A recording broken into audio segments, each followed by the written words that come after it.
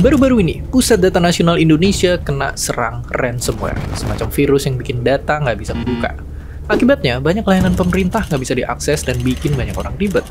Oke, sebenarnya berbagai servis ini juga pernah ngedown karena gangguan internet, tapi durasinya itu jauh lebih singkat.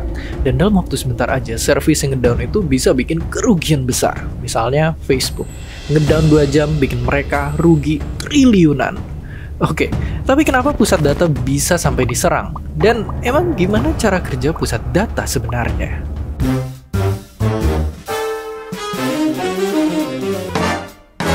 Jadi pusat data itu semacam teknologi buat nyimpan, ngeproses, nyebarin, dan ngejagain data dalam jumlah besar.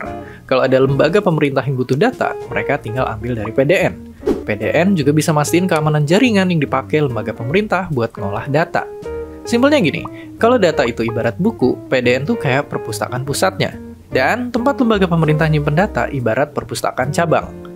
PDN bisa nyimpen buku, bisa minjemin buku, bisa juga ngatur dan jagain perputaran buku antar perpustakaan. Tujuannya biar bukunya nggak dicuri dan rusak. Terus gimana jadinya kalau pusat data ini diserang? Semua lembaga yang pakai layanan PDN bakal kacau. Proses pengecekan imigrasi ngaret dan bikin antrean berjam-jam.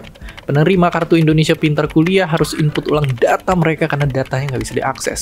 Verifikasi data penerimaan peserta didik baru di berbagai daerah terganggu, sampai ribuan paspor jadi belum bisa tercetak. Belum lagi kalau datanya dijual sama hacker yang nyerang pusat data.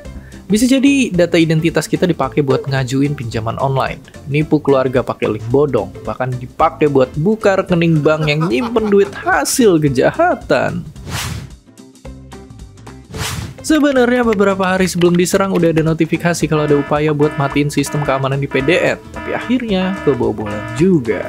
Hacker yang nyerang PDN nyandra berbagai jenis data penduduk dan minta uang tebusan ratusan miliar rupiah. Duit segini bisa dipakai buat bikin puluhan sekolah baru. Dan yang bikin lebih parah, pemerintah kita cuma punya 2% backup data.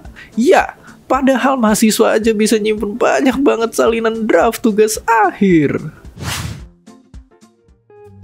Kalau kata ahli keamanan cyber, serangan ini nunjukin kalau keamanan digital kita rentan. Sedangkan Presiden Jokowi bilang kalau kejadian pembobolan data kayak gini nggak cuma kejadian di Indonesia. Dan ya, bahkan negara maju kayak Swedia emang pernah kebobolan juga. Tapi bedanya, 2 menteri yang bertanggung jawab atas kebocoran data penduduk di sana dicopot sama Perdana Menteri.